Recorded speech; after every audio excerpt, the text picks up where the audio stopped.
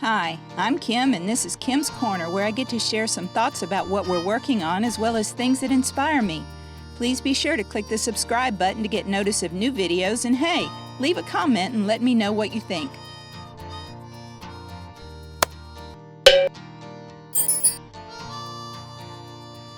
Hey, did you know that if you look at things upside down for long enough, they'll start looking like they're right side up? Seriously, if you put on a pair of glasses that made everything look upside down and you wore them for a few days, your vision will change and everything will start looking right side up. Then you take the glasses off and you see that everything's upside down, and so your vision has to switch back again.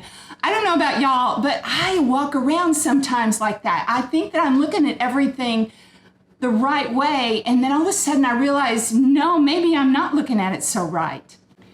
I had a little reality check the other day where I realized that was exactly what I'd been doing.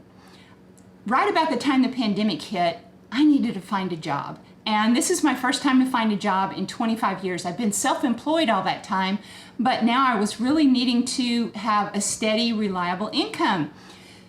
And I couldn't find a job anywhere, so I got frustrated. I said, you know what, I'll just go apply at the local grocery store chain. And I did. And then I applied at Home Depot, and I applied at Amazon. I mean, everybody gets hired there.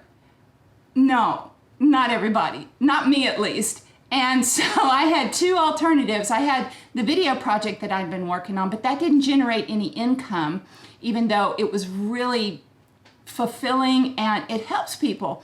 And the other thing was my painting. And God really blessed me because I've been able to sell a painting here and there and just enough to pay the bills. But I'm just the kind of person that always likes to have this little emergency fund because you never know when emergency is going to happen. And they'll definitely happen when you don't have the fund.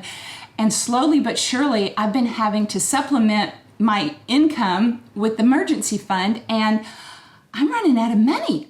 And the whole time, I have just been praying my guts out. God, please show me what to do. I'm here for you. I want to do whatever I can to help somebody. That's been my number one prayer. And I feel like he's been leading me down this path. It's not at all what I would choose, but nonetheless, I feel like I'm sticking with him and trying desperately to be obedient. Anyway, I had a couple of expenses happen just last month, and I put them on my credit card. And I hate to even say that because it's the wrong thing to do, and I feel like the Ramsey police are going to descend upon me. But that's what I did. And every month I've ever had that credit card, I always pay it off. Well, this month I couldn't pay it off, and I had to mail a payment in. And I mailed that payment in, and I realized I was really kind of angry with God because it's like, hey, you know, I have been trying so hard to do the right thing, and you tell me that you're going to bless me and you're going to take care of me, and you have plans for me and a future and a hope and not to harm me, and then, you know, this is happening. So it wasn't a coincidence that the same day that I mailed that check, I was on my way to Magnolia to go see two very dear friends. And if you'll look at episode 1 of Christians in Crisis, you'll see who I'm talking about. It's Red and Chris Ann. Well, Red has terminal cancer, and they're having such a hard time right now, and he's feeling so badly. And I wanted to go spend some time with them. And I got there. Well, you don't have to hang around Red and Chris Ann very long before you realize they're not worried about themselves. They're focusing on other people. They're focusing on me when I walk through the door, what they can do for me, how I'm doing. They want to hear about things. Red's worried about Chris Ann, and Chris Ann is worried about Red, and they're both really serving each other. And all the time, they're going through the most difficult time of their lives, and they are not angry. They're not bitter. They are trusting God, and they're relying on Him with this faith that is just raw and unfiltered, and it's so bold, and it's absolutely contagious. And I'm watching them, and I'm realizing this is such a gift to be able to even witness this, much less be a part of it. So the next morning, I woke up, and I couldn't quit thinking about my visit.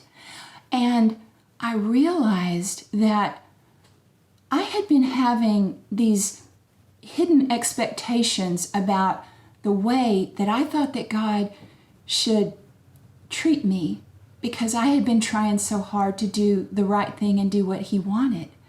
And all the while, He's been so faithful and He's been providing, but yet because I didn't have enough money to pay that credit card, I felt like I'd been let down. I felt like I'd been abandoned. And my problem was not that I didn't have enough money to pay bills. My problem was that I wasn't trusting God, that He was working for me and He cared for me and He was doing all kinds of things that I had no idea about, even when I didn't have the money to pay for the credit card. It was a really rude awakening, but it was one of those things where it was so precious because I got to see this ugly side of myself so that then I could deal with it.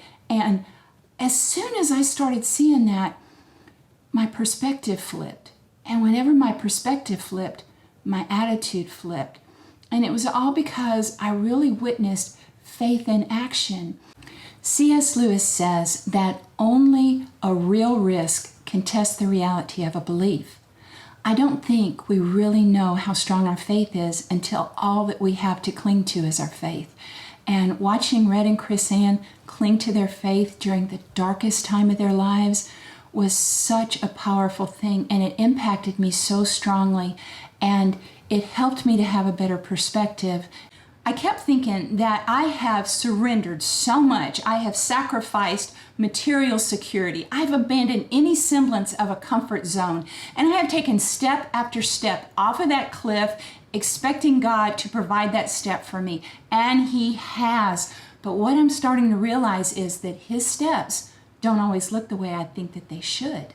Watching Red and Chris-Ann travel on steps that are nothing like they would ever imagine or ever want was such an inspiration to me, and it helped me to realign my thinking in a much healthier way. I don't have the expectation of how God should provide for me. I just know that He will. And even if it doesn't match what I think it should look like, that doesn't mean it's not the right thing. In Matthew 6:22 and 23, Jesus is talking about the eye being the lamp of the body, our perspective, the way that we look at things. And we can either let darkness in or we can let light in. It doesn't have anything to do with our circumstances and everything to do with our perspective. When I'm focusing on what I need or what I don't have, I'm focusing on Kim's kingdom. I am not focusing on God's kingdom. But when I focus on God's love and forgiveness and His provision with no expectation of any preconceived idea in my mind about the way that I think that should look, then there's this shift that occurs in my perspective. And when my perspective changes, then my attitude changes. I don't know if any of you need an attitude adjustment, but personally, I need one on a regular basis. It's like, how do you figure out if what you're looking at is right side up or upside down? And there's 3 things that I like to use to try to achieve this goal. One of them is prayer. And that doesn't mean giving God a list of my grievances or my wants and my needs. I can do that, but it's also really spending time alone with Him, quiet time, where I'm trying to listen to what He has to say to me. Another way is to read my Bible. That's God's living word. It's not just letters on a page. It's alive and it's God-breathed. And there's always so much to be found in that. I know I can read the same passage over and over for years, and then one day I'll look at it and I'll see something that I never saw before. I'll understand something that I never understood before. That's not because I wasn't trying. That's because God's revealing something new to me. And the third way is accountability. I have a very small group of friends that I trust, and I will talk to them on occasion about different things that I'm grappling with. And I think that's one of the ways that God speaks to us is through others sometimes.